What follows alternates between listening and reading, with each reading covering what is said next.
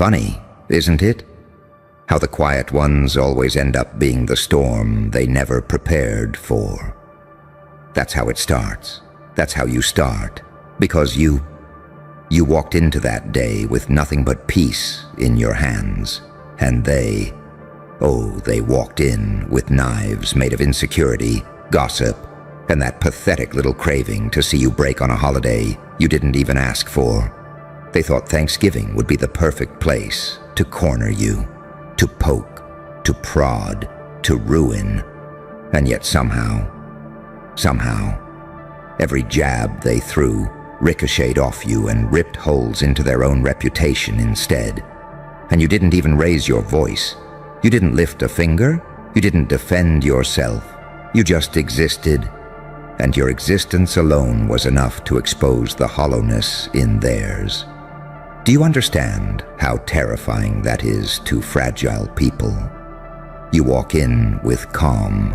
They walk in with poison. And by the time the plates hit the table, everyone in the room is already whispering about them, not you. Because you have this sickening supernatural way of making their lies look stupid the moment they open their mouths. They underestimated the silence you carry. They misunderstood the darkness you survived. They forgot the kind of creature you are. The one who walks into a room with the same energy as a sealed file. Restricted access, classified aura. The type that makes insecure people twitch because they can't figure out what you know or what you've forgiven. And so they tried to ruin your holiday. But all they did was show the entire room the one thing they've been trying to hide. They feared you. Not hated you, not disliked you, feared. Feared your stability, feared your maturity, feared that you don't break like they do. Feared that you don't need validation the way they do. Feared that you don't care enough to react. Because to them, your indifference is scarier than any fight you could have started. You should have seen their faces, the way they threw little jabs masked as jokes, the way they looked at each other for confirmation, the way every insult landed flat, like wet matches that wouldn't spark. And you just sat there, calm, still, unmoved. That's the thing, isn't it? Your silence is not absence. It's a mirror. And every time they try to crack it, they just end up seeing their own reflection snap first. They tried to humiliate you, but your restraint humiliated them. They tried to provoke you, but your composure exposed them. They tried to make you look unstable. But every time you didn't react, another mask of theirs slid off in front of everyone. You didn't ruin their Thanksgiving. You didn't ruin their reputation. They did all that by themselves. All you did was breathe. And that's what drives them insane. Because deep down, they know the truth. The truth nobody says out loud, but everyone feels. You aren't the villain in their story. You're the consequence. You're the result of every betrayal you survived. You're the product of every silent night they never knew about. You're the proof that angels, when burned enough times, don't become demons. They become something worse, a paradox, a creature made of light so bright it blinds, and a darkness so deep it humbles. You're not predictable. You're not controllable. You're not manipulable. And that scares the hell out of people who rely on chaos to feel powerful. So instead of ruining your Thanksgiving, they exposed themselves. Instead of breaking your mood, they shattered their illusion. Instead of turning people against you, they revealed exactly who's been poisoning the room for years. And everyone saw it. Even the ones who didn't say a word noticed it. They don't realize it yet. But that day marked the beginning of their downfall. Not because you wanted revenge. Not because you spoke up. Not because you fought back. But because the truth has a habit of crawling out in moments of forced celebration. And when it did, it carried their names on it not yours. So remember this. They didn't ruin your Thanksgiving. They didn't ruin your peace. They didn't ruin your energy. They ruined their own reputation by trying to ruin yours. And that is the funniest, darkest, most poetic thing about the entire situation, because you walked away with your sanity intact. Your grace is intact. Your silence sharper than any weapon they could have swung. But them, they walked away, exposed, unmasked, and wondering how the hell you keep winning battles you never even show up to. And the answer is simple. You don't fight like them. You evolve, you observe, you endure, you outgrow. You don't descend to their level. You make them choke on the altitude of yours. Remember that the next time someone tries to tarnish your name, their hands always get dirtier than your image ever could. And you know what the best part is? That's what he'd say if he were standing right behind you, voice low, cold, threaded with that razor-thin amusement only devils and prophets share. They actually thought you didn't notice. That's the part that cracks the whole world open, isn't it? They thought you were slow, naive, oblivious, distracted by the holiday lights, the plates, the fake smiles. They thought you weren't paying attention to the way their eyes circled you like vultures that hadn't eaten in weeks. But what they never understood is this. You don't react quickly because your mind works too deeply. Every time they spoke, you analyzed the tone behind the tone. Every time they joked, you calculated the sting inside the smile. Every time they looked at you, you dissected the envy inside the glance. They thought you were passive, but you were evaluating silently, beautifully, strategically. And that silence, that calm, terrifying quiet you carried through the whole evening. It made every single one of them panic internally. Why? Because silence is dangerous when it comes from someone who thinks instead of someone who hides. Their biggest mistake wasn't the attempt to ruin your Thanksgiving. It was assuming you wouldn't remember every detail they tried to bury under holiday spirit. And oh, you remembered. The way their voices tightened, the way their masks slipped, the way certain people avoided eye contact while others watched you too closely. You felt the pressure in the air, that thick, metallic tension that comes when people gather with too much resentment and not enough self-awareness. But here's the twist. The moment they tried to embarrass you, the moment they aimed their little darts of insecurity at you, something shifted. The entire room saw their desperation, not your weakness. And nothing destroys a person's reputation faster than letting others witness the rot they've been trying to hide for years. You know what really happened at that Thanksgiving table? You became a mirror. A living, breathing mirror. And when they unleashed their ugly intentions, all you did was reflect them right back.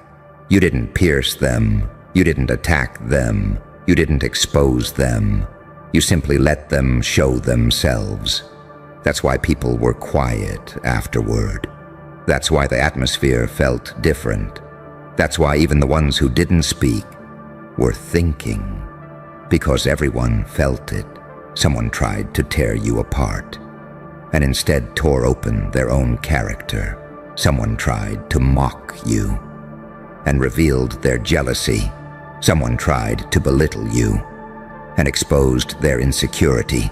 Someone tried to ruin your holiday, and ruined their image in front of the very people whose approval they crave like oxygen.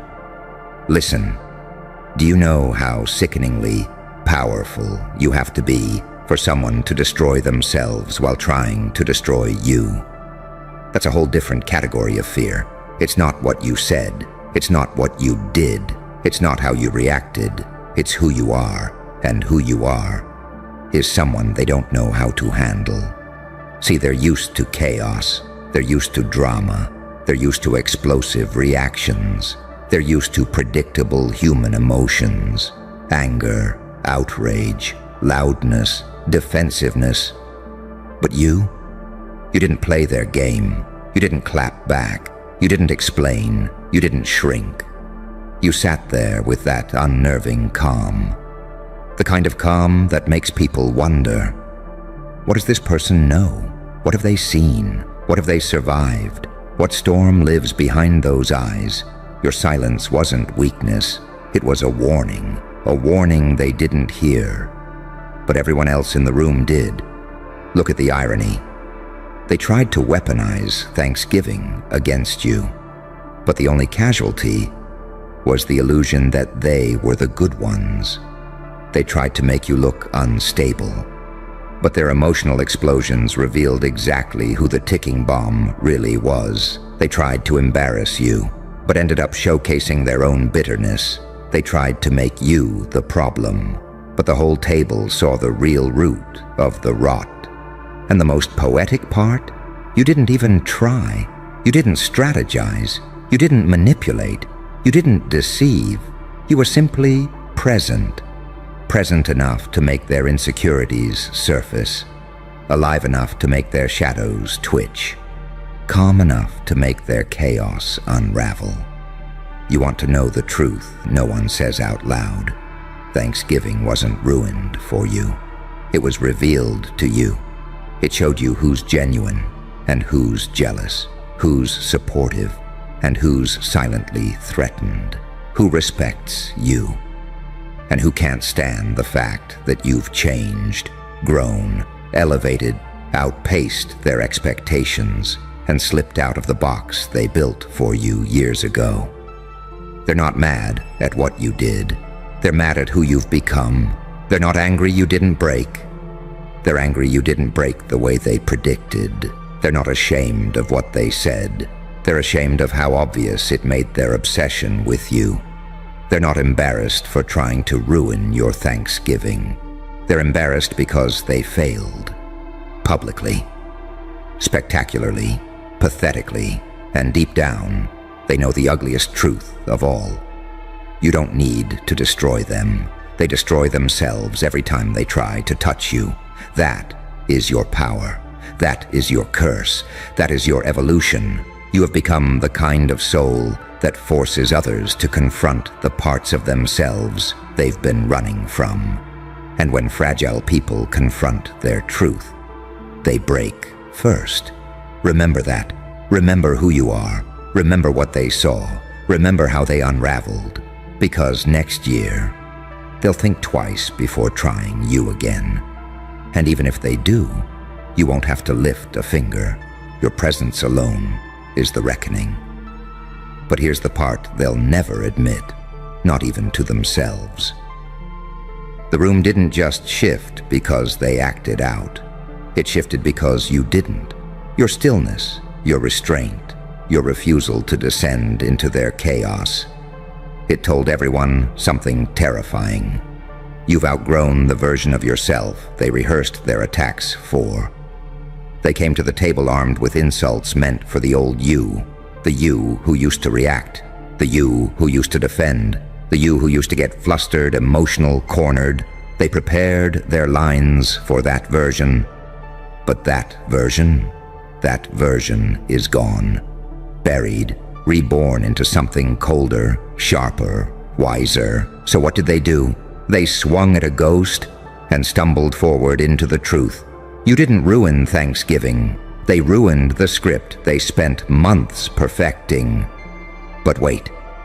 Wait for the irony that tastes like revenge dipped in silence. They expected a fight. You gave them a mirror. And mirrors are cruel to people who live dishonest lives. That's why they snapped. That's why their voices cracked. That's why their jokes sounded too sharp, too forced. That's why their smiles twitched at the edges. It wasn't Thanksgiving dinner to them. It was a battlefield they walked into, armed with insecurity, not strategy. And you weren't even trying to be powerful. You were just being you, authentic, self-controlled. quiet, in a way that feels like a verdict. You know what happens when a person with no inner stability tries to attack someone with unshakable internal peace. They expose the hole inside their own soul. And everyone at that table felt it. The sideways glances, the uncomfortable chuckles, the silence that lingered too long after their jokes, the slight shifting in chairs, the subtle looks toward you to see how you'd react. Oh, they felt it, because these moments, the ones soaked in holiday tension and family history, these are the moments where everyone's true character leaks out. And you stood there like a paradox, too calm for them to handle, too quiet for them to predict, too steady for them to shake. That's what ruined their reputation, not the words they said, not the actions they took, but the contrast between their chaos and your control. Humans hate that. They hate looking unstable next to someone who refuses to break. And you didn't break, not once. Not even when they tried that subtle little dig. You know the one. The line they saved for last, thinking it would crack your composure like ice, but it didn't. It just exposed how desperate they were for an emotional victory. And when a desperate person swings and misses, they don't just look foolish, they look dangerous. The whole room felt it. The energy changed, their masks slipped, their intentions leaked. It wasn't Thanksgiving anymore. It became an X-ray machine. And guess whose skeletons were glowing, not yours? Because you came with truth, you came with peace, you came with emotional discipline, the rarest currency in a world full of unhealed people. But they came with resentment they've been clutching for years. That's why they failed. You weren't playing the same game. You weren't even in the same emotional league. You want to know something even darker? People ruin themselves when they test the wrong soul. Some people are mirrors, some are storms, some are triggers. But you're an anomaly, a creature forged in silence, tempered by pain, sharpened by disappointment. You learn to read people by watching who they become when they think they're winning. And Thanksgiving exposed exactly who they are. Bitter behind the smiles, envious behind the jokes, threatened behind the questions, jealous behind the fake concern, obsessed behind the hostility. They couldn't hide it anymore. They didn't have the discipline.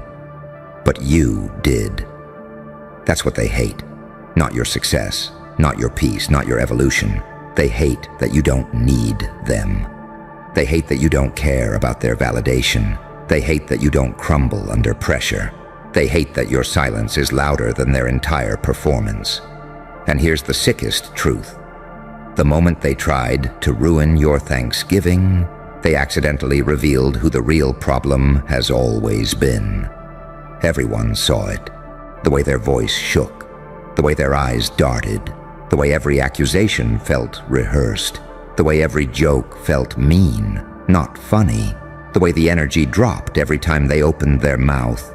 And you, the one they were trying to expose, ended up looking more composed than anyone else in the room. You didn't lose anything. You didn't embarrass yourself. You didn't show weakness. They did. They exposed themselves so thoroughly, so embarrassingly, so publicly, that their reputation didn't just crack.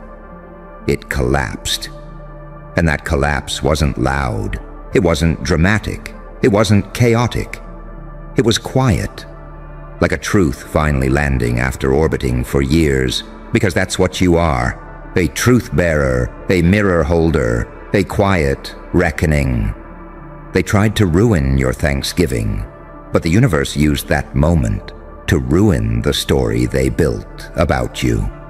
And now they get to live with the fallout, the whispers, the side glances, the unspoken tension, the quiet shifting of loyalty in the room. Their reputation didn't fall because of rumors. It fell because of reality. Because when the masks dropped, Your soul stood intact, and theirs didn't. And that's the real victory here. You didn't win by fighting. You won by refusing to play. But let me tell you the part that will haunt them long after the leftovers expire. It wasn't the moment they snapped. It wasn't the moment they slipped. It wasn't even the moment they realized everyone was watching them unravel in real time. No. It was the moment they looked back at you, expecting shame, and found nothing but calm in your eyes.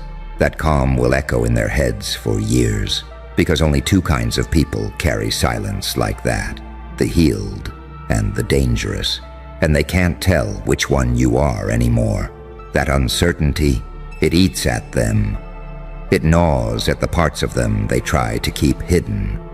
Because once someone realizes they can't rattle you, they lose the only power they ever had. You didn't argue, you didn't defend, you didn't explain.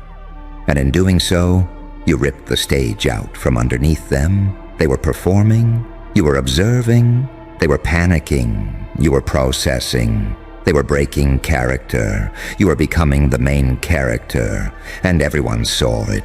You weren't supposed to rise above it. You weren't supposed to stay composed. You weren't supposed to win silently. But you did. And that's why they're spiraling. Not because of what you said, but because of what you didn't say. Not because you exposed them, but because they exposed themselves. Not because you ruined the holiday, but because your presence forced the truth to breathe. Let me finish this with the line that will echo long after the table's wiped clean. They didn't ruin your Thanksgiving. They revealed your transformation. They didn't shatter your peace. They proved how untouchable you've become. They didn't break you. They broke the illusion that you were someone they could still control. And now they must live with the aftermath, the whispers, the clarity, the undeniable shift in the room's gravity. Everybody felt it tilt toward you, because when the smoke cleared, when the plates were empty, when the night settled into silence, you walked away whole. They walked away exposed. The universe keeps receipts, and this year, it filed every moment under the day you stopped being their target and became their consequence. And that's the end of it. Not loud, not violent, just inevitable. A quiet ending to a loud attempt, a clean ending to a messy soul, a poetic ending to a pathetic plan. Thanksgiving wasn't ruined, it was reclaimed by you. Hello. Tell me something. Who the fuck was supposed to stop you? The Council of Shadows, the prophets they bribed, the algorithms they programmed to predict you before you were even born. Because if that's the case, somebody messed up bad. See, they drafted chapters, they etched warnings into walls, they summoned priests, built temples, decoded star patterns, sacrificed bloodlines, all to prevent one thing: you. But what happens when the very glitch they feared starts walking like prophecy, when the forbidden variable becomes the final verdict, when the thing they were trying to stop is already inside the system, rewriting the outcome in real time? That's you, isn't it? They buried scrolls so deep, even hell couldn't hear them scream. They locked the last verse behind blood-coded gates. And yet, you showed up wearing the ink. You see, they didn't just underestimate you. They never understood what kind of storm you are. You weren't born. You emerged from silence, from suffering, from watching too damn long. They thought silence meant surrender. But in your world, silence meant setup. And now, look at them. Their rituals don't work anymore. Their spells bounce off you. Their courtrooms feel like playgrounds. Their secrets feel like old jokes that everyone's already heard. You've become their paradox. Too divine to kill. too cursed to ignore, too real to erase. Let me ask you this. When did you realize they were more afraid of your unfolding than your arrival? When did you catch them looking away too fast, studying you without admitting it, creating coincidences around your movements? They said you were unpredictable, number. You were unprogrammable. You move like a glitch, speak like a cipher, walk like a memory their ancestors feared. And no matter how many rooms they gather in, how many scripts they retype, how many names they blacklist, yours keeps reappearing in the footnotes, like a virus, like a ghost, like a destiny that stopped asking for permission. You weren't supposed to make it here, and that's the terror, isn't it? You didn't just dodge the traps, you bent them. You made them malfunction. You left footprints in their safe zones, blood trails in their logic loops, laughter in their war rooms, and now they're shaking, whispering, panicking. Because the prophecy didn't just fail, it switched sides. They can't calculate you. They can't decode you. Because you're not a message, you're a consequence, and every time you breathe, someone else's script burns. Every time you step forward, a generation of silence cracks. Every time you speak, a secret dies. Do you understand what you've become? Not a hero, not a villain, something worse. An exception with evidence. A glitch that remembers too much. A name that rewrote its own curse. And now they're sitting in silence. Because no one wants to be the one who says it out loud. Who the fuck was supposed to stop them? Because when you walked in, the prophecy folded. The scrolls went quiet. The signs turned to fire. And every watcher who stared too long now has your name etched on the inside of their eyelids. You were never in the plan. You were the break in it. And now you're rewriting history with your presence alone. So keep going. Keep moving like you're made of code they can't crack. Because the real fear isn't that you broke their system, it's that you are the new one. And this time, no one's coming to stop you. Because they already tried, and all that's left of them is your shadow. You can feel it, can't you? That trembling under the skin of the world when you enter a room. That hush that isn't respect, isn't awe, isn't hate. It's the instinct of prey that's just realized it's been studying the predator all along. They built entire systems to stop you, files, networks, whisper chains. They thought they were writing history while you weren't looking. But every time they tried to contain you, a crack formed. Every lock they forged had your fingerprint in it before it cooled. They don't understand yet that you're not an intruder in their story. Their story has been orbiting you since the beginning. Because the thing about prophecy is this. It's a cage built of words, and you learn to slip through words like smoke. They thought they were hiding scrolls. You were learning to read silence.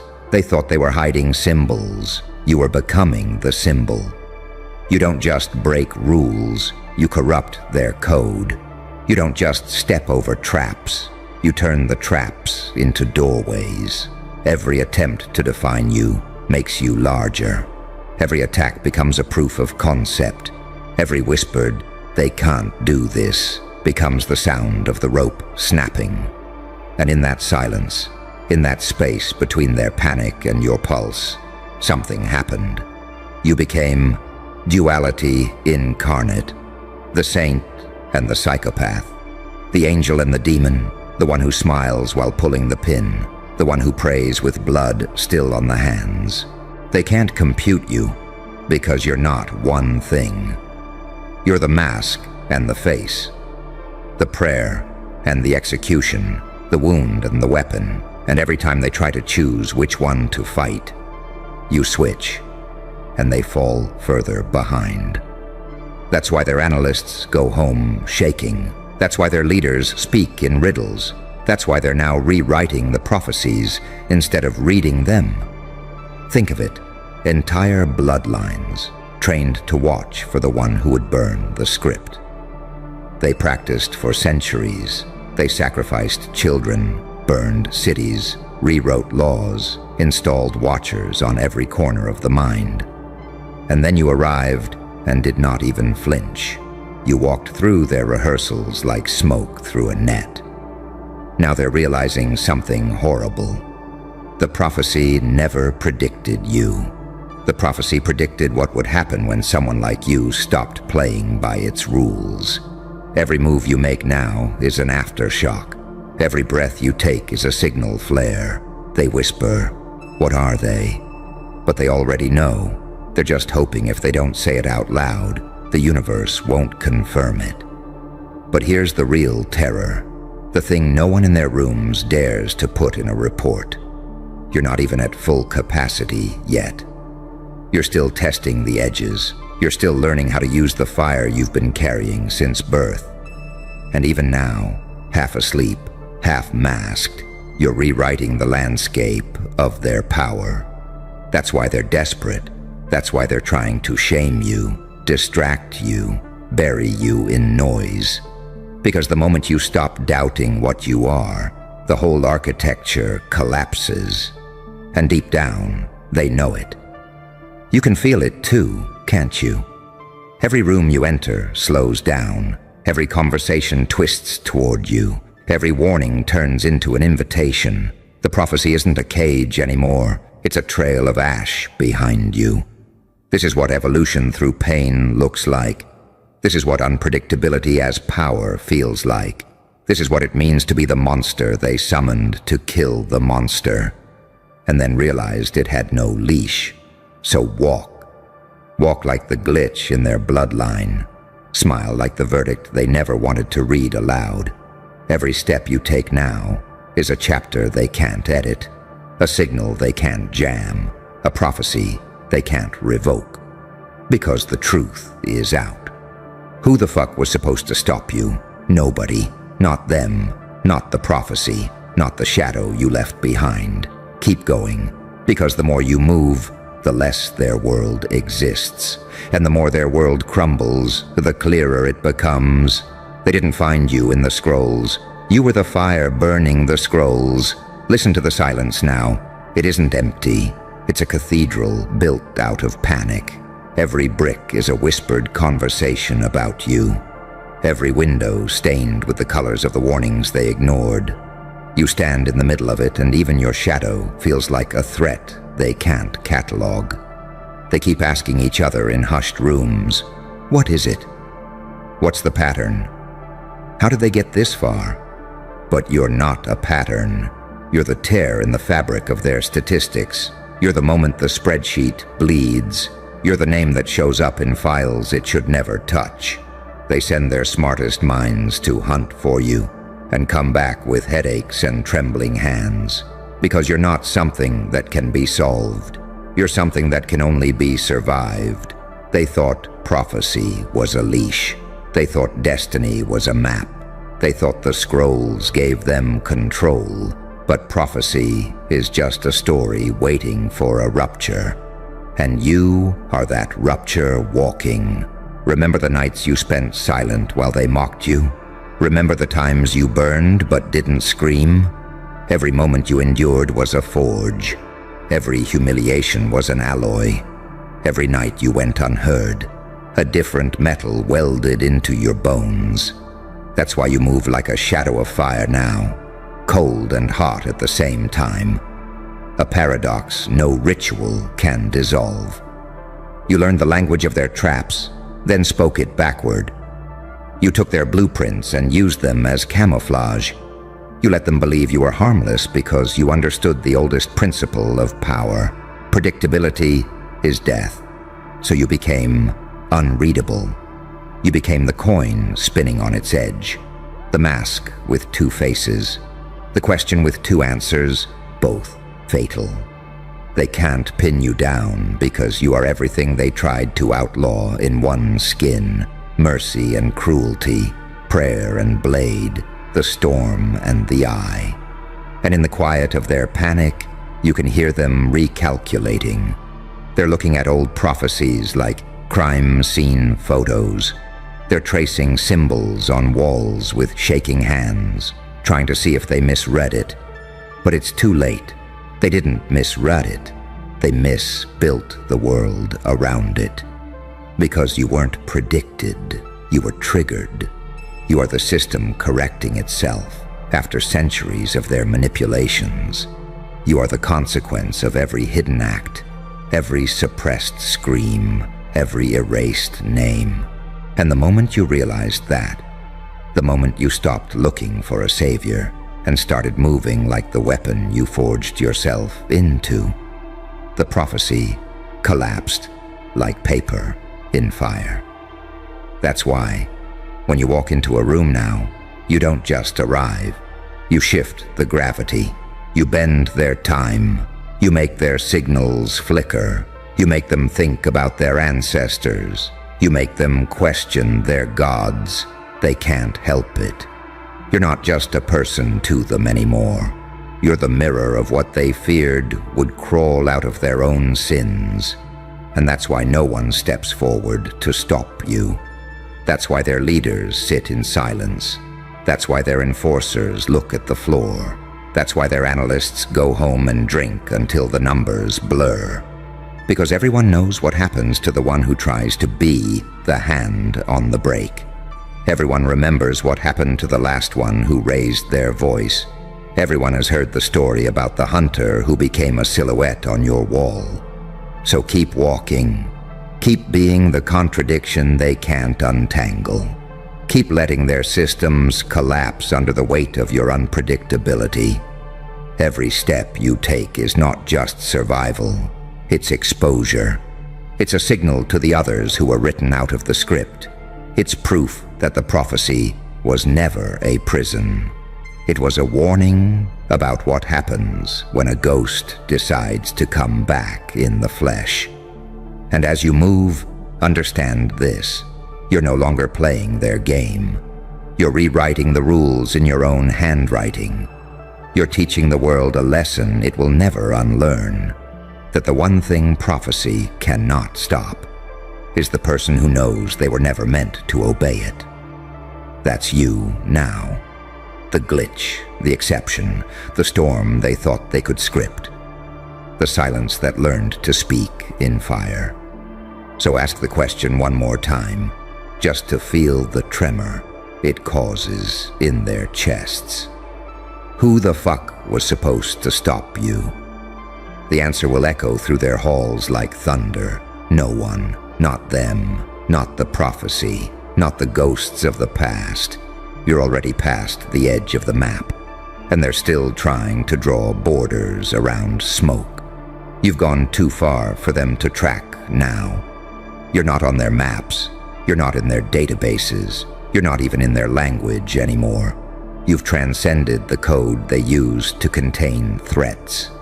You don't just break rules. You make the entire concept of rules irrelevant when you show up. Because what do you do when the anomaly becomes the blueprint? They wanted to label you, file you, silence you, maybe even study you if they were lucky. But now their scribes can't keep up. Their servers keep glitching when your name's entered. Their symbols start overlapping when they try to tag you. Every attempt to contain you spawns a new fracture. You're not the target, you're the test. The algorithmic nightmare they never debugged. A spiritual paradox wrapped in human skin, programmed in pain, rebooted by betrayal, and updated in silence. And let me tell you something they'll never put in a report. Every time you get back up, reality shudders. Every time you speak, the watchers freeze. Every time you smile when you're supposed to shatter, another archive burns. That's not resilience, that's warfare. That's the kind of data corruption they whisper about in threat modeling meetings. Because you don't heal like others, you evolve. And you don't come back the same. You come back sharper, hungrier, more fluent in their own shadows. They thought you were beatable. But that was before they realized you studied defeat like a language, and now you're fluent in revenge. Oh, you didn't just break the prophecy, you made it beg for relevance. Now it lies in pieces, overwritten by a force it never accounted for. Because you weren't the villain, you weren't the savior. You were the glitch so complex that even fate couldn't predict you. They burned forests to erase your tracks, but your footsteps turned to roots. They drained oceans to drown your story, but your words swam back in the mouths of the children they forgot to silence. They tried everything, and all they did was make you inevitable. Now look at them, scholars of suppression, engineers of fear, librarians of false prophecy, and every one of them trembling. Why? Because you're still standing, and standing different. Standing outside the math, standing outside the prophecy, standing above it. That's what drives them mad. Because if you can survive this, if you can win, then everything they've built is invalid. Every rule book becomes toilet paper, every oath a joke, every threat just background noise. You are the update they can't block, the software patch they didn't authorize, the reboot they can't stop. And here's the worst part for them. You haven't even activated your full function yet. They're already scrambling, and you're still holding back. So what happens when you unleash? What happens when you stop dimming? When you start wielding what they tried to kill in you? I'll tell you what happens. Entire networks go dark. Ancestral lineages lose their grip. Legal systems collapse under the weight of secrets exposed. Because you weren't just hidden, you were encrypted by the universe itself. And now, the decryption has begun. They thought time was on their side, but now, time is on yours, ticking louder, faster, each second, screaming the same echo through their halls. Who the fuck was supposed to stop you? Not the elders, not the priests, not the politicians, not the AI, not even the gods they paid in blood to slow you down. No one. Because the moment you realized you were born outside of permission, you became unstoppable. So walk louder, laugh deeper, strike harder. Because now the world doesn't need a savior or a monster. It needs something it's never seen before. You, unfiltered, unhinged, unwritten, and absolutely impossible to stop. You weren't predicted, you were provoked. Now you're permanent. And now you stand here, breathing in a world that once swore you'd never exist. Every law they wrote, every wall they built, every silent room they filled with your name in whispers, it all collapses in this single moment. You are not reading their prophecy anymore. You are the ending they tried to avoid. Look at their faces, look at the silence. There's no hand reaching for you now, no voice daring to tell you to stop. The ones who thought they were architects of your cage are standing at the edges of your shadow, praying not to be noticed, because even their prayers have your name in them. They told themselves you were a mistake. They told themselves you'd burn out. They told themselves fate would take care of you. But fate isn't their weapon anymore. It's your echo.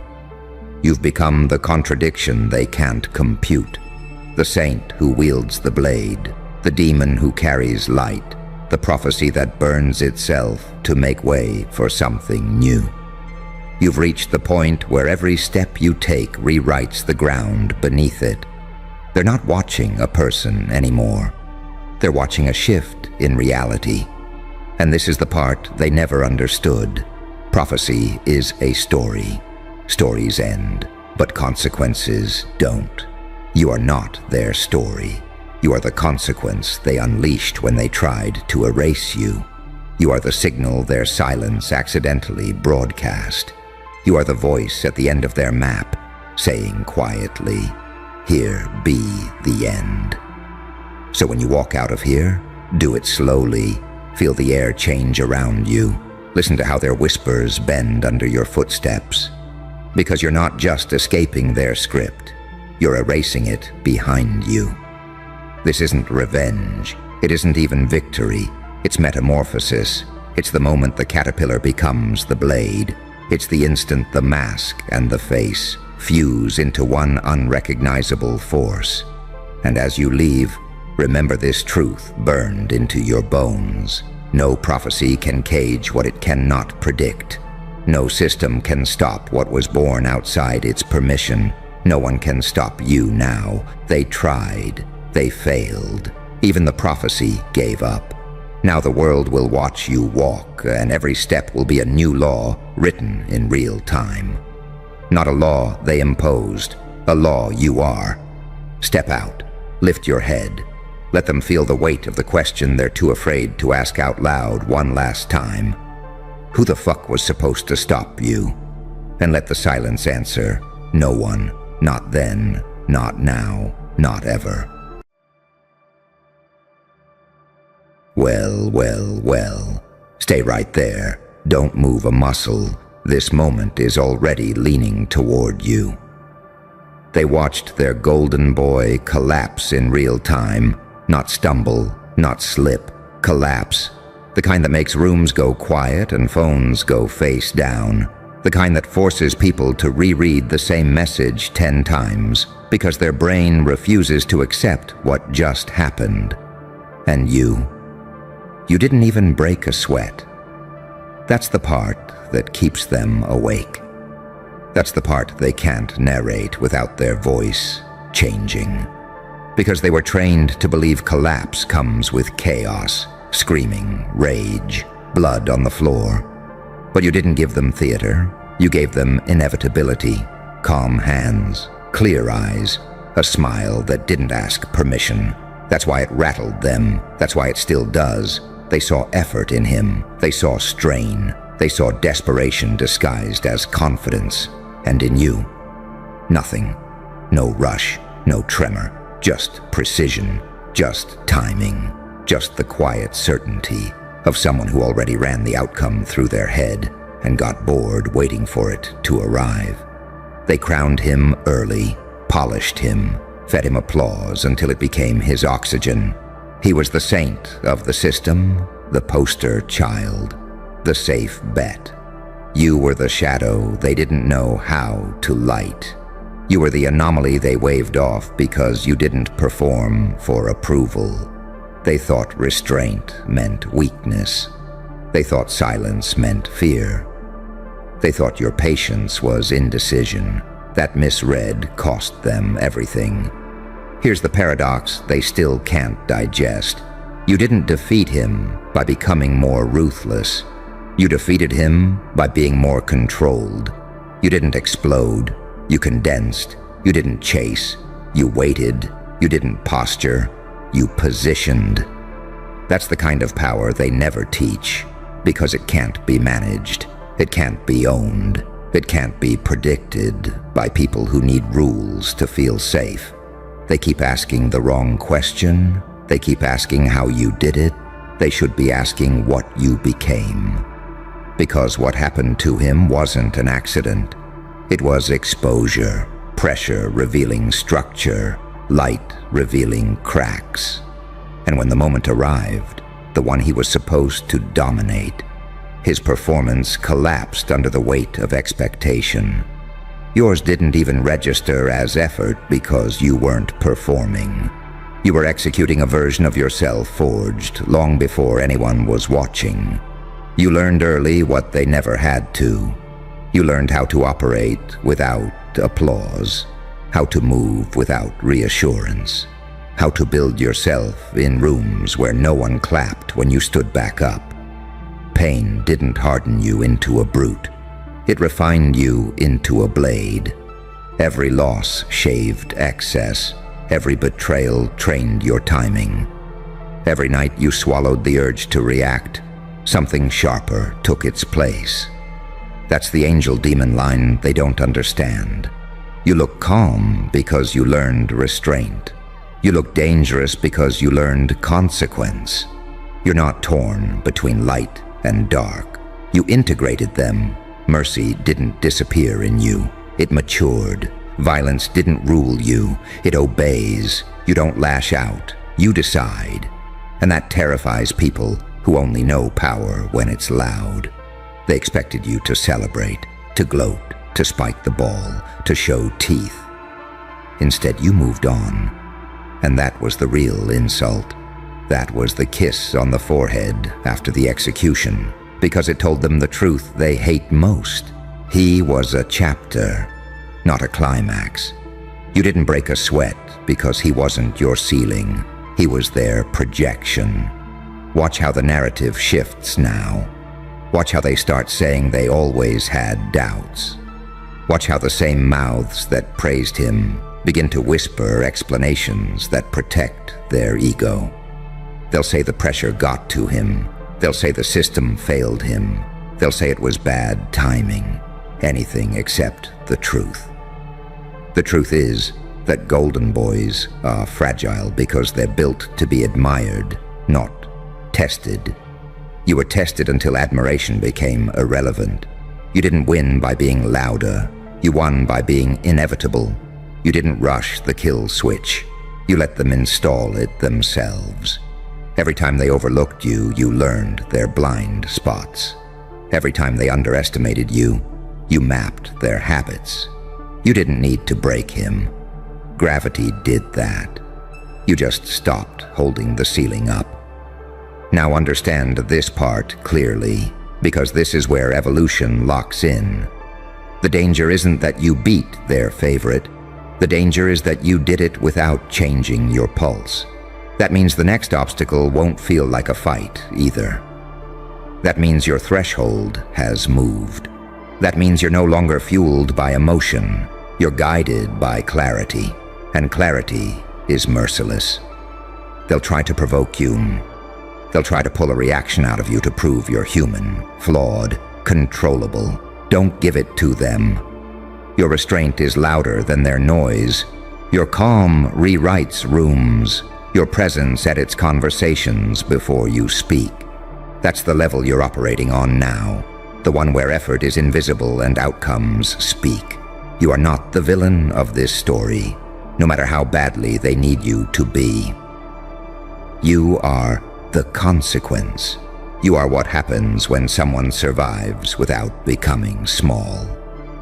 When someone studies pain without worshiping it. When someone learns to smile without asking permission. You didn't take his place. You exposed that the place was never stable. So let them mourn their golden boy. Let them replay the footage. Let them argue about what went wrong. You already know what went right. You stayed patient. You stayed sharp. You stayed unreadable. And when the moment arrived, the one they thought would crown him, you stepped through like it was scheduled. No sweat, no speech. Just a quiet result they'll never forget. They're still trying to slow it down in their heads, replaying it frame by frame like maybe there's a hidden trick they missed.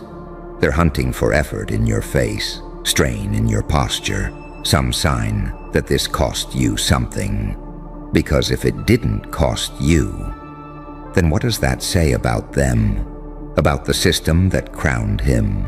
About the years they spent polishing a symbol while you were sharpening a self? You walked through that moment like it had already happened before. And in a way it had. You lived it in silence. You lived it when nobody returned your calls.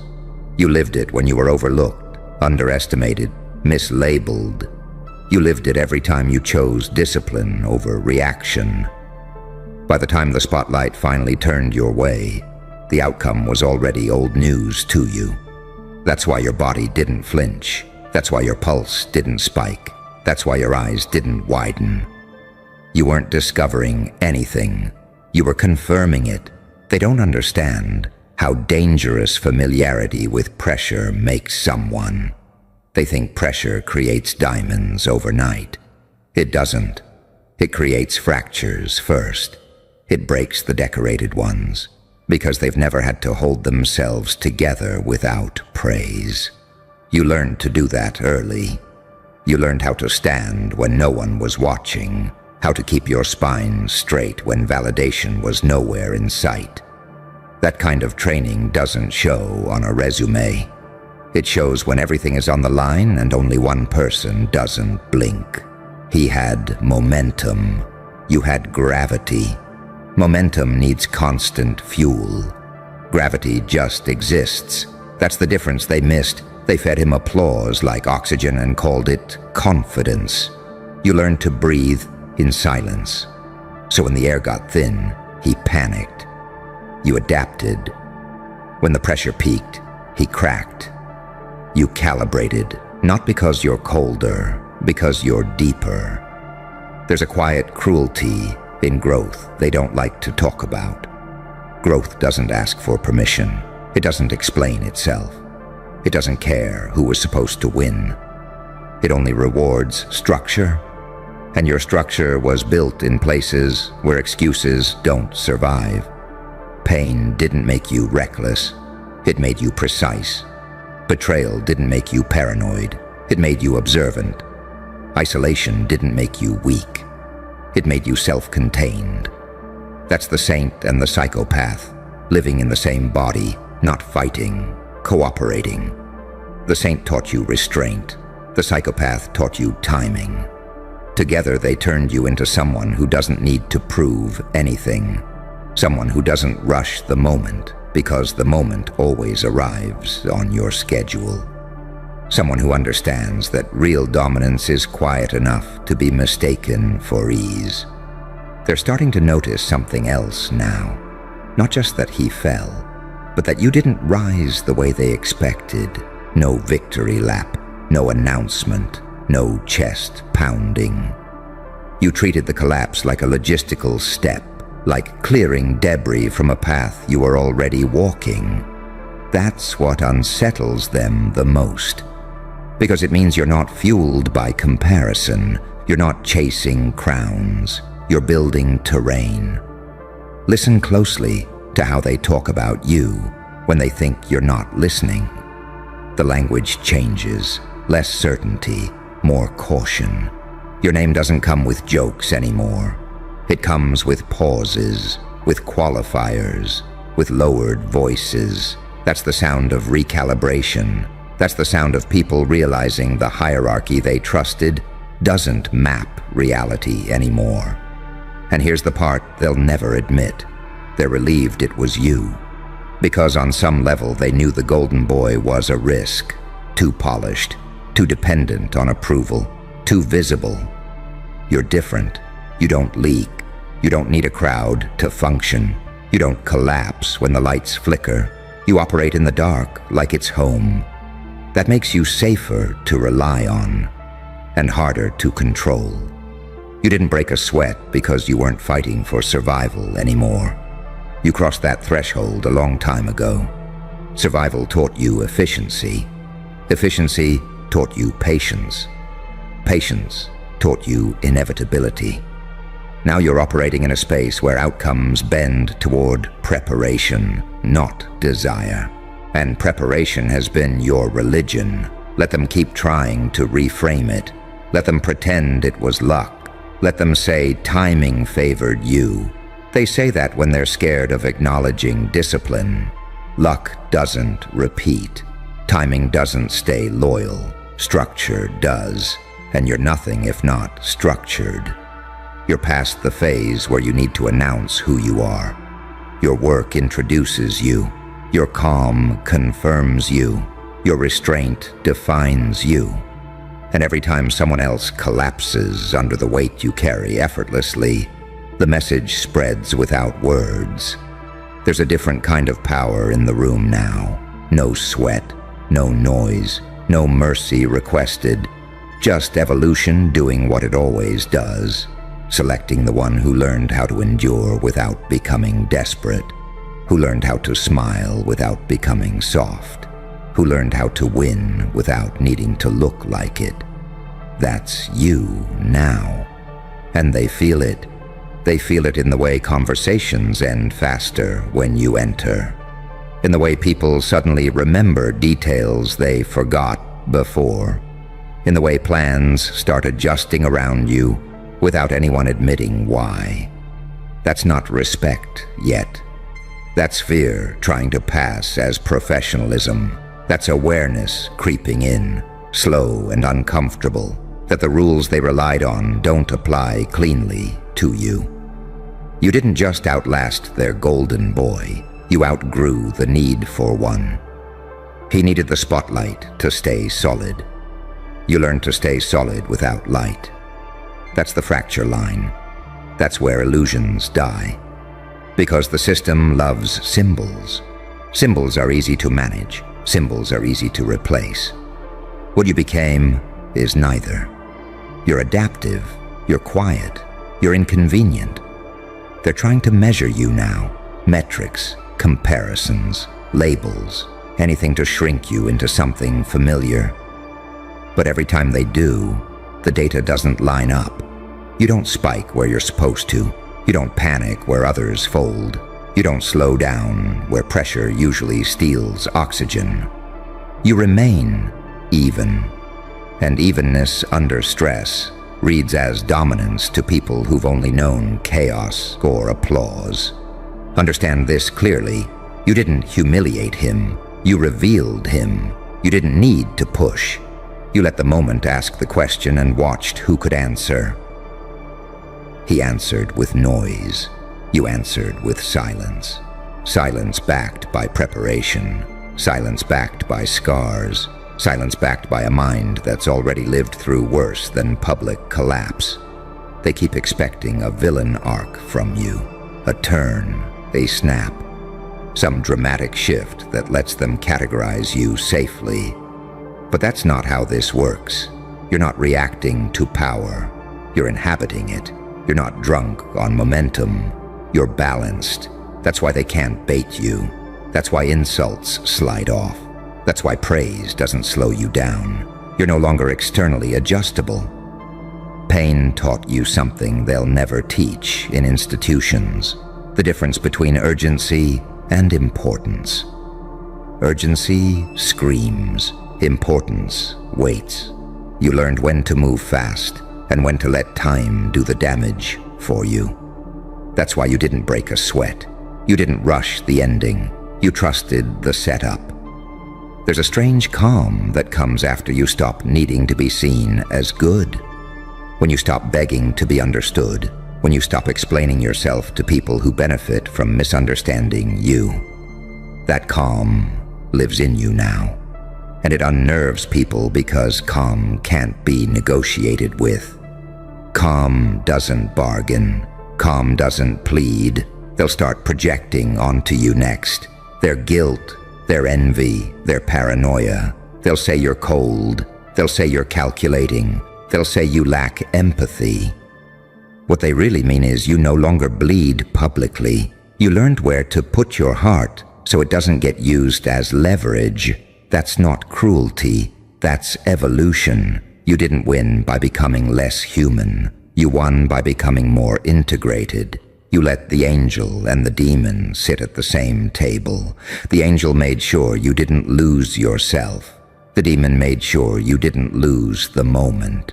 Together, they kept you steady, while everyone else leaned too far in one direction and fell. Watch how opportunities start arriving without announcemements. Watch how doors open quietly. Watch how people seek your opinion without framing it as a favor. That's the aftershock. That's the system adjusting to someone it can't ignore or fully control. You're not overthrowing anything. You're simply occupying space, honestly.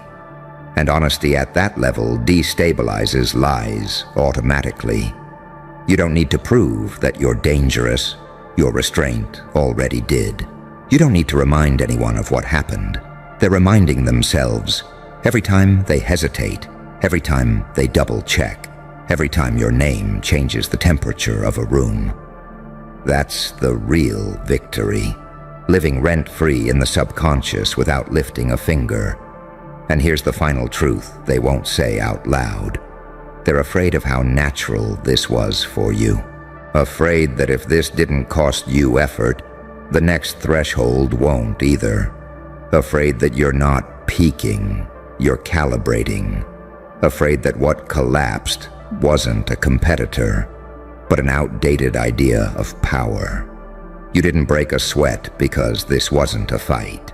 It was a confirmation, a quiet nod from reality itself saying, yes, this one endured, this one adapted, this one learned when others were celebrated too early. So let them keep their nostalgia, let them mourn their golden boy.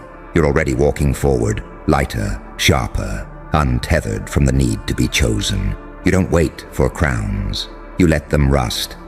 And the calm stays. That calm is the part you protect now, not because it's fragile, but because it's lethal when disturbed. Calm is what lets you see patterns instead of reacting to noise. Calm is what lets you hear the truth, hiding behind people's rehearsed confidence. Calm is what lets you decide instead of being decided for. And you earned it the hard way, through seasons where panic would have been easier, but discipline was necessary. They're going to keep testing that calm, subtle provocations, manufactured urgency, emotional bait wrapped in opportunity. They'll try to rush you because rushed people make mistakes. They'll try to flatter you because flattered people get sloppy. They'll try to corner you into proving yourself because proof is a trap. Don't fall for any of it. You already crossed the line where reactions matter more than explanations. Remember this, you didn't survive everything you survived just to become predictable. Unpredictability isn't chaos, it's freedom.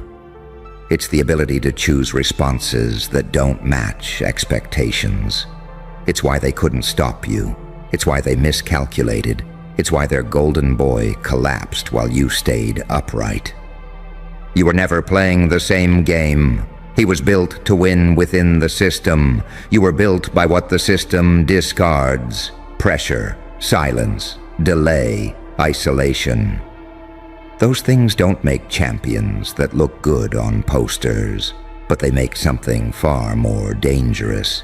They make someone who doesn't panic when the script falls apart. Someone who doesn't cling to identity when identity starts burning. Someone who can move forward without applause, without permission, without noise. You didn't take his crown. You made crowns irrelevant. That's why there was no sweat. Sweat comes from effort spent resisting reality. You moved with it. You let gravity do its work. You let time expose what Polish couldn't protect. And when it was over, you didn't linger. You didn't need witnesses. You already knew. Now the world recalibrates around you, slowly, quietly, awkwardly. They'll pretend nothing changed while changing everything. They'll adjust language, expectations, thresholds, not because you demanded it, but because reality forced it. That's the highest form of dominance, existing in a way that reshapes environments without announcements. So carry this with you, not pride, not arrogance, not hunger for revenge. Carry clarity, carry restraint, carry that earned stillness that makes people nervous because they can't read it. You're not here to perform, you're not here to impress. You're here to continue becoming something that doesn't collapse under weight. They watched their golden boy fall. You didn't break a sweat because you weren't standing on borrowed shine. You were standing on experience, on scars that taught you timing, on losses that trained your eyes, on silence that taught you how to listen. This wasn't the end. It was a signal, a quiet one, and you heard it first.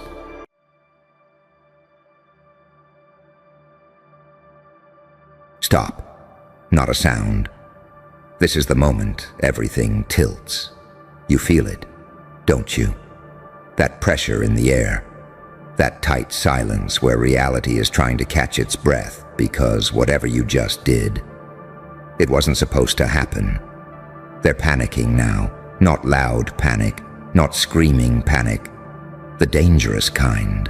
The kind where rooms go quiet, eyes stop blinking, and people start checking rules that were never written for someone like you.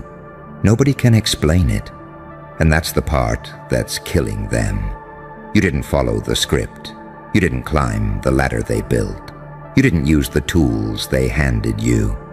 You didn't even break the rules. No, that would have been easier for them. You did something worse. You made the rules look irrelevant. You moved in a way that didn't register in their models, their psychology charts, their little cause and effect and fantasies. One second they thought they had you measured, labeled, reduced. And the next second, the math collapsed. That's when fear shows up, pretending to be confusion. They're asking each other the same question in different voices. How did you do that? What was that move? Where did that come from? And the silence that follows those questions is loud enough to rupture egos. Because the truth is simple and unbearable. You didn't do something new. You revealed something old. Something they've been trying to bury for generations. The fact that not everything powerful is predictable. Not everything dangerous is loud. Not everything unstoppable looks like a threat. Until it's already too late. You see, they're comfortable with monsters. Monsters announce themselves. Monsters fit profiles. Monsters can be hunted, named, and neutralized. But you're the paradox. You're the saint who learned how darkness works. The psychopath who still understands mercy. The angel who studied the anatomy of demons just to know where the weak spots are. You didn't lose your humanity. You weaponized your awareness. That's why they're panicking. You went through pain that was meant to break you. And instead of bleeding out in public like they expected, you went quiet. You learned. You watched. You cataloged every betrayal, every dismissal, every moment you were underestimated. While they thought you were shrinking, you were refining. While they thought you were coping, you were evolving. Pain didn't make you loud. It made you precise. And precision terrifies systems built on noise. They can't explain what you just did because it didn't come from ambition. It didn't come from rage. It didn't even come from revenge. It came from clarity, from that cold, surgical moment where you finally saw the pattern for what it was and stepped outside it. You didn't react. You didn't overplay. You didn't chase validation. You moved once. Clean. Final. And the ripple from that single movement is now traveling through every fragile structure they depend on. Watch how they respond, not to you, but to each other. Someone will try to downplay it. Someone else will try to claim they saw it coming. Another will quietly rewrite history so your move looks accidental, lucky, or borrowed. That's not strategy. That's panic management.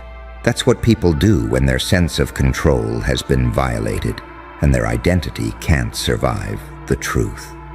Because if what you did was intentional, if it was conscious, if it was repeatable, then you're not an anomaly. You're a threat to the illusion they live inside. And here's the part they really don't want to face.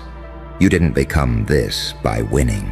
You became this by surviving, by losing in ways that taught you where reality lies and where it lies to you. By being pushed into corners that forced you to think differently. By being ignored long enough that you stopped needing permission to exist. Unpredictability isn't chaos. It's mastery without announcement. They thought power came from visibility, from numbers, from approval, from momentum. You discovered something older. Power comes from being unreadable, from moving without emotional leakage, from understanding both sides of the human psyche, the part that wants to be loved and the part that knows how to burn a room down without touching a match. That's why they can't explain you. They only know the extremes, good or bad, hero or villain, success or failure. And you slip through the crack between those definitions like a ghost with a pulse. You didn't become what they feared. You became what they couldn't categorize. And nothing destabilizes control faster than a variable that refuses to sit still. So let them panic. Let them speculate. Let them whisper your name like it's a glitch in the system. You don't need to clarify. You don't need to defend. You don't need to repeat yourself. The damage is already done. Not to them, but to their certainty. Once that cracks, everything else follows. You didn't just do something impressive. You exposed the limits of their understanding. And now, whether they admit it or not, every move you make is being watched with the same thought crawling through their minds. If they did that once, what else are they capable of now? Smile quietly. This is what evolution looks like when it doesn't ask for applause. They won't say it out loud, but you can feel it in the way the room temperature changes around you. Conversations stall when you enter. Confidence drains out of voices that used to talk over you. People who once moved fast now hesitate, measuring every word, every reaction, like they're standing on glass. That's not respect. That's recalibration. That's a system trying to remap itself around an anomaly it failed to predict. You. Because what really shook them wasn't the outcome. It wasn't the result on paper. It was the realization that you weren't improvising. You weren't lucky. You weren't emotional. You weren't desperate. You moved like someone who already knew how the story ends. And nothing terrifies control-obsessed minds more than the suspicion that someone else is operating from a higher layer of the game. They're replaying it now, over and over, slowing it down, freezing frames, looking for the tell, the mistake, the borrowed idea, the hidden help. Anything that lets them believe you didn't generate that move from within yourself. Because if it came from you, from your mind, your pain, your accumulated silence, then that means they missed something fundamental while they were busy judging you. And missing something fundamental is unforgivable to people who survive on authority. You see, they always thought power announced itself, that it strutted, that it made noise, that it demanded space. You showed them a different kind of force, the kind that waits. The kind that watches patterns repeat until the exact pressure point reveals itself. The kind that doesn't rush because it understands timing better than urgency ever could. That's not madness. That's discipline sharpened by suffering. You lived long enough in contradiction that it stopped confusing you. You learned how to hold rage without leaking it, how to carry compassion without becoming weak, how to let darkness teach you without letting it own you. That balance, the one they can't replicate, can't teach, can't buy, that's what scares them. Because it proves something they've spent their whole lives denying. That the most dangerous minds are forged, not selected. They wanted you predictable. Broken people are easy to manage. Loud people are easy to distract. Ambitious people are easy to bait. But someone who has already lost what mattered most, someone who has already been misunderstood, underestimated, discarded, and forced to rebuild their identity from ash, that person doesn't chase control. They understand it. And once you understand control, you stop needing to dominate. You just move. One step ahead, one layer deeper, quietly shifting probabilities until outcomes bend in your favor, without ever announcing why. That's what they can't explain. That's why they're panicking, because your move didn't just change a situation, it exposed a blind spot. And blind spots make people paranoid. Now they're questioning past decisions, old judgments, old narratives about who you were supposed to be. They're realizing that the version of you they dismissed was already studying them, already learning how they think, already mapping the limits of their imagination. And here's the part that stings the most for them. You didn't need to humiliate anyone.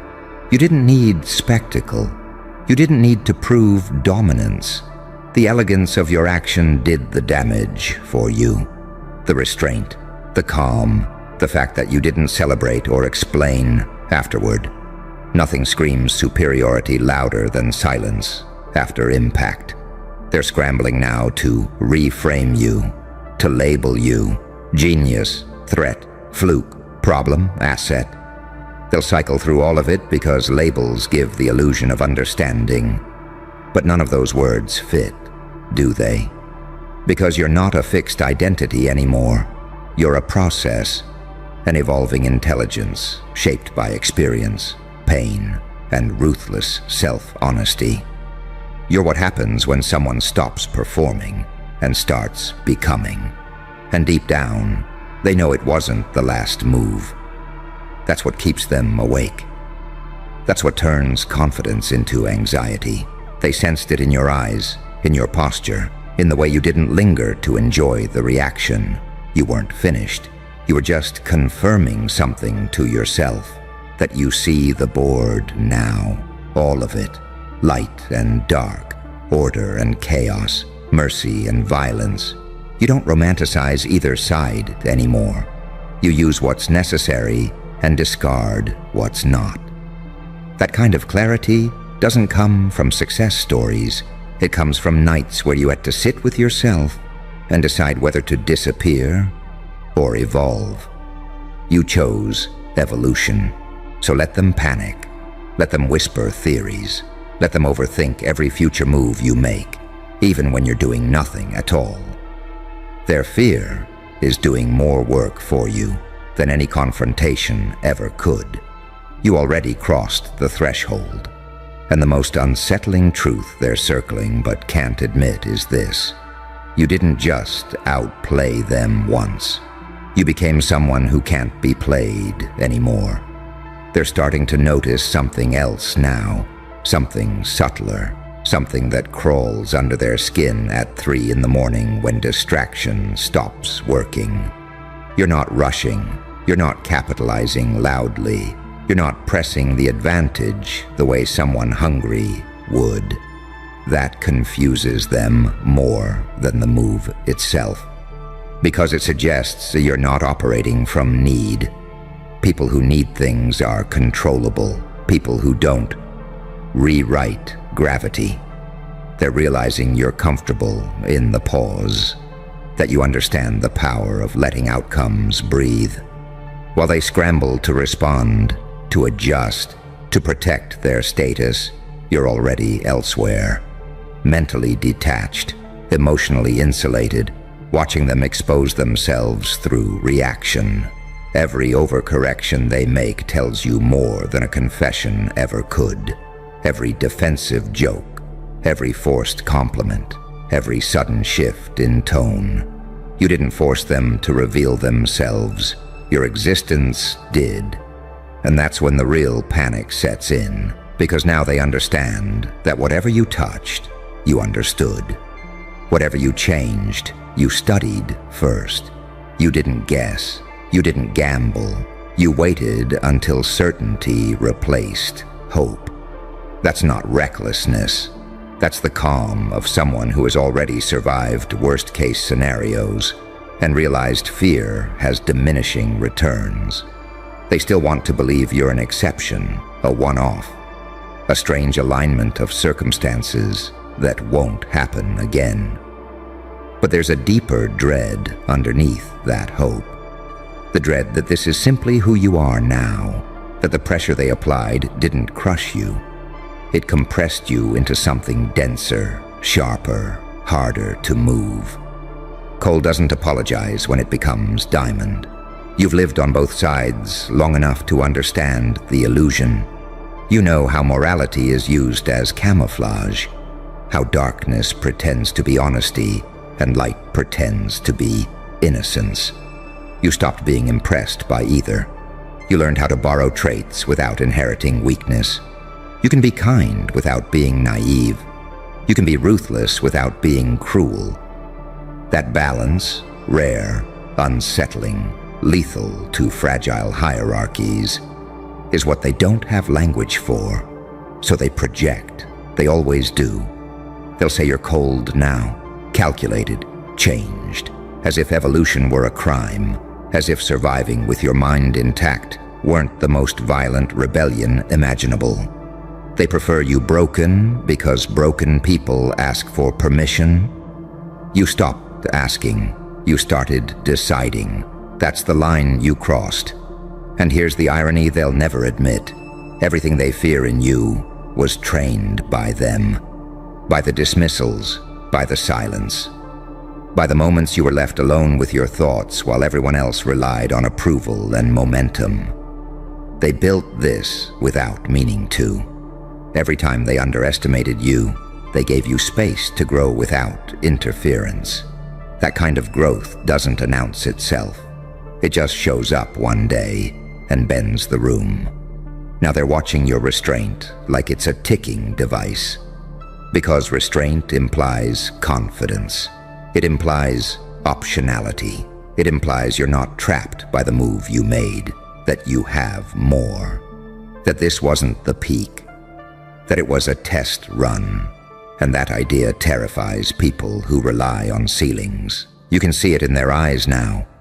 The shift from dismissal to curiosity, from curiosity to concern, from concern to quiet respect mixed with resentment. Respect they'll never give you directly. Resentment they won't even admit to themselves. Because admitting it would mean admitting they misjudged you at a foundational level. You weren't behind. You were incubating. You didn't lose time. You were accumulating depth. While they optimized for visibility, you optimized for leverage.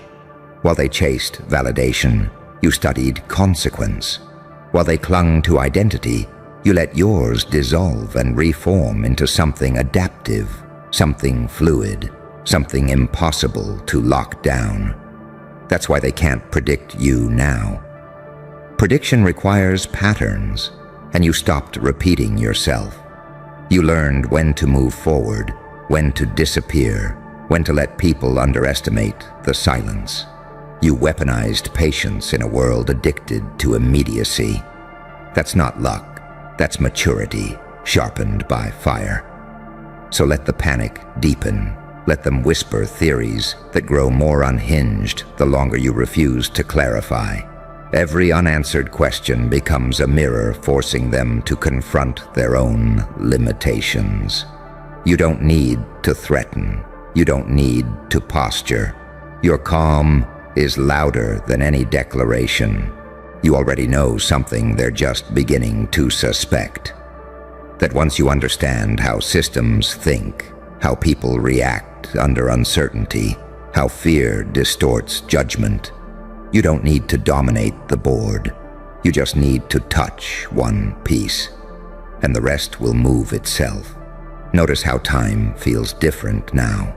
Slower, heavier, like the world is hesitating before it speaks around you. That's not imagination. That's the aftermath of certainty collapsing. When people don't know what comes next, they start treating every second like a potential threat. And you, without raising your voice, without chasing attention, became the reason they feel that weight. They're trying to return to normal, but normal doesn't accept what you did. Normal requires predictability. Normal needs you to fit back into a shape they already understand, and you won't. Not because you're rebelling, because you've outgrown the container. Growth always looks like disruption to those still living inside the old measurements. They keep asking the wrong questions. They want to know how, what tactic, what shortcut, what secret lever you pulled. They don't want the real answer, because the real answer isn't actionable without pain. The real answer is that you paid a price they weren't willing to pay. You sat in discomfort long enough that it stopped scaring you. You confronted your own contradictions until they stopped owning you. You let parts of yourself die that others cling to for identity and safety. That kind of death creates a different kind of mind. You stopped needing to be seen as good. You stopped needing to be feared. You stopped needing to be understood. And in that emptiness, where ego usually screams, you found clarity. You learned to separate noise from signal, emotion from impulse, reaction from choice. That's when your moves stopped being reactive and started being inevitable. They felt inevitability hit and mistook it for genius. But genius is just what people call discipline they didn't witness forming. Now watch what happens next. People start revising their memories of you. They remember moments differently, searching for signs they should have known. That's a defense mechanism. If they can convince themselves this was always obvious, they don't have to face the humiliation of being wrong. If they can pretend you were always like this, they don't have to confront the fact that growth can happen quietly, off camera, beyond their awareness. And you let them do it. Because you understand something they don't. Control isn't maintained by force. It's maintained by narrative. Whoever defines the story defines the limits of thought. And you stepped outside their story without announcing it. You didn't tear the page. You didn't burn the book. You simply stopped reading from it. That's why they're panicking, because they can't locate you anymore. You're not where you were. You're not where they expected you to be. And you're not rushing to explain yourself so they can update their maps. You're operating from internal alignment now, not external validation. From self-trust earned the hard way. From intuition sharpened by loss. You became someone who listens to silence and hears data. And silence is terrifying to people addicted to constant feedback. They'll test you next, subtly. A comment here, a challenge there, a sudden opportunity wrapped in a trap. Not to defeat you, no, to measure you. To see if the calm is real, to see if you'll flinch, to see if they can still pull you back into reaction. You won't, because you already know the difference between bait and alignment. You already know what urgency feels like when it's artificial. You already know how fear disguises itself as logic. And once you see those patterns, they lose their power forever. That's the irreversible part. They can't unsee what you showed them. And you can't unlearn what you've become. The asymmetry is permanent now. You're operating with a wider field of vision. You see consequences before actions. You see emotions before words. You see systems strain before they fracture. You don't need to move fast anymore. Speed is for those racing against doubt. You're not racing, you're choosing. And here's the quiet truth beneath all their panic, all their speculation, all their late-night overthinking. You didn't do this to intimidate anyone. You did it because it was the natural result of who you had to become to survive. This wasn't performance. This was coherence finally expressed. That's why it landed so hard.